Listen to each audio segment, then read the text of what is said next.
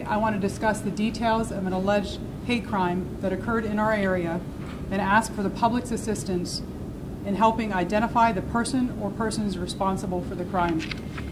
On Thursday, May 4th, 2017, at approximately 4:20 a.m., at least one suspect vandalized a Ford Explorer located in a parking lot on Gracely Drive in Sayler Park. A number of windows were broken out of the vehicle and the tires were slashed. Swastika symbols and other marks were scratched into the paint. Several phrases were also spray painted on the vehicle, including "Go Home," "Muslim Terrorist," "Trump America," and other words and symbols. We believe that this vehicle was specifically targeted because it was owned by a person of Middle Eastern descent at the time these acts were carried out. A single subject was recorded on surveillance video during the incident. The person appears to be right-handed and is wearing a light-colored hooded sweatshirt and dark pants. We are asking anyone with information about this incident to call our tip line at 513-979-8333 or provide information online at tips.fbi.gov. A reward of up to $3,000 is being offered for information leading directly to the arrest of the person or persons responsible for the destruction of this vehicle.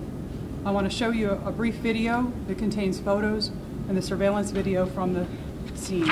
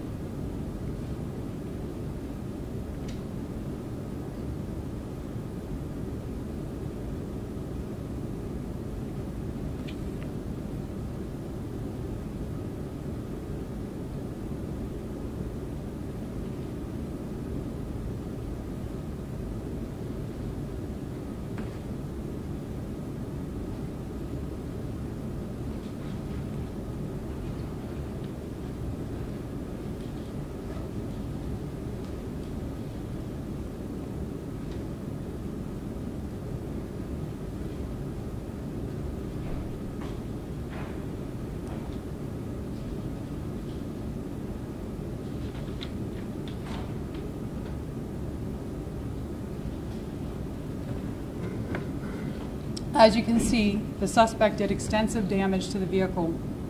The symbols and words used have led the FBI to investigate this jointly with the Cincinnati Police Department as a hate crime. Hate crimes are not only an attack on the victim, they are meant to threaten and intimidate an entire community.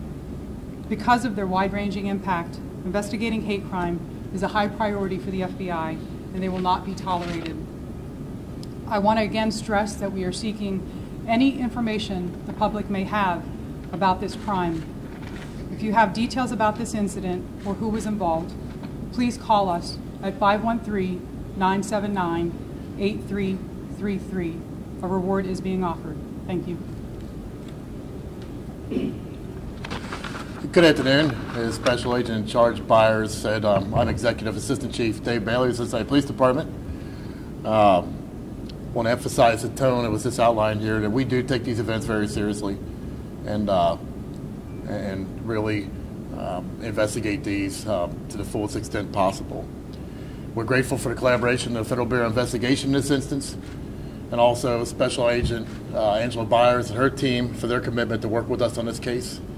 And it kind of underscores the professional relationship we have with the FBI. We work with the FBI in a number of cases, and this is another important one that we're going to work together on. We're committed to investigating the crime and determine who may have been involved in these acts.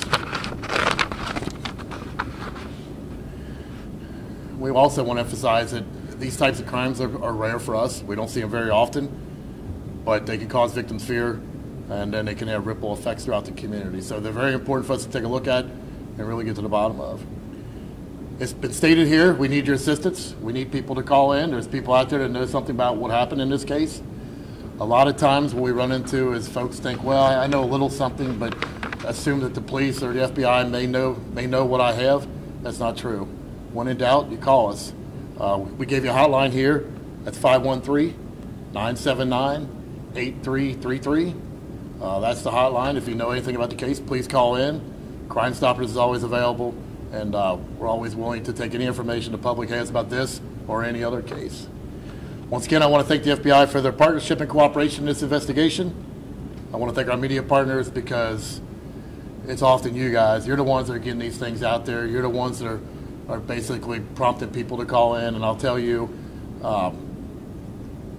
we solved a lot of crimes because you guys are out there making that appeal. People see this on the news, hear it on the news, read about it, and say, you know what? I don't want this in my neighborhood. I'm going to call in and give what information I have. A lot of times, it's that call that's, I think I know something, and we're able to start putting some pieces together, connect the dots. So again, anybody knows anything, call. It's a big help for us. And again, I want to thank the community for stepping up as they always have. Like I said, they're key, and I believe in this case they're going to help us identify who's responsible.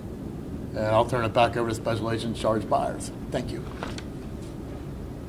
So I think we have time for a few questions. When was this reported and how was it reported and by whom? So it was reported on the date of the incident by the victim. Yeah, that was May. I mean, this is now like February. What's the time?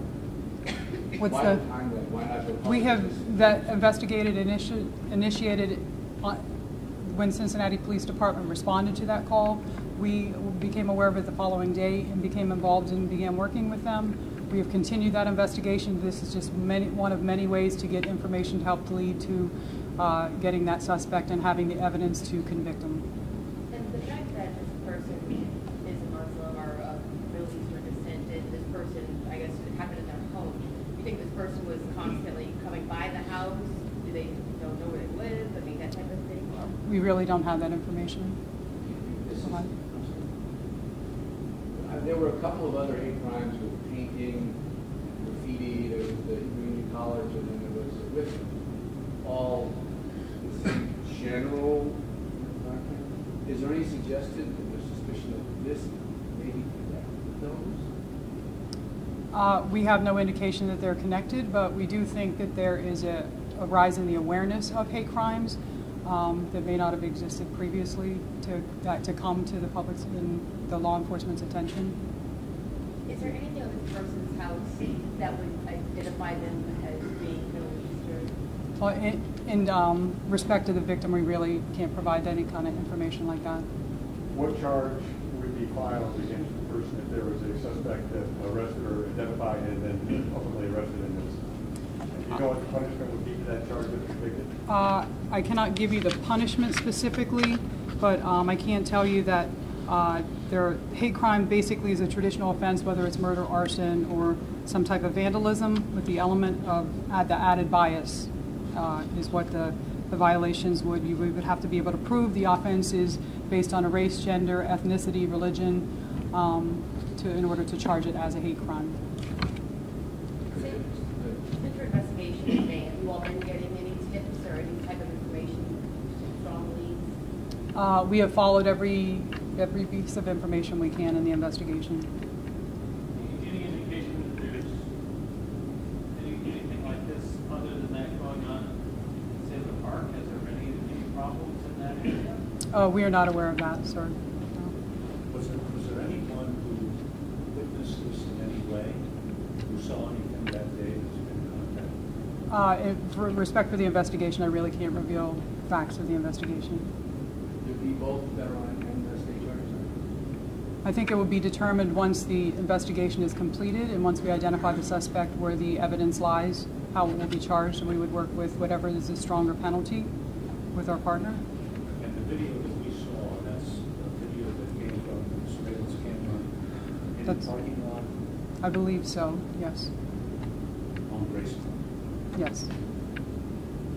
So how has the victim been handling? I know you don't want to reveal too much information. Clearly they were concerned or they wouldn't have reported it. But.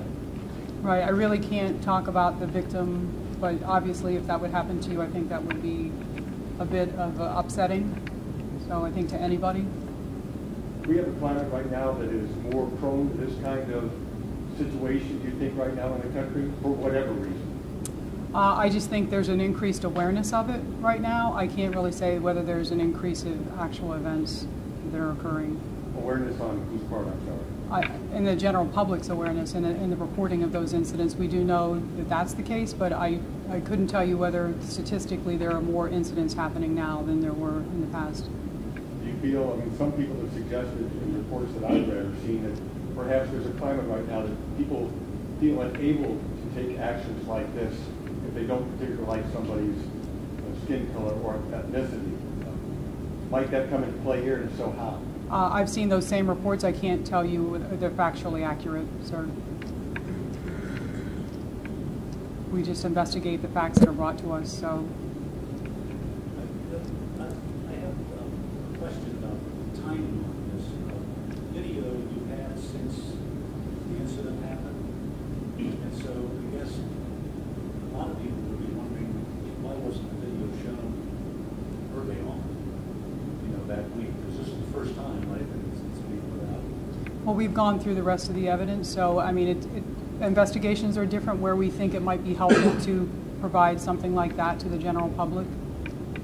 So that would be speaking more towards the investigation, which I really can't get into. All right. Well, thank you.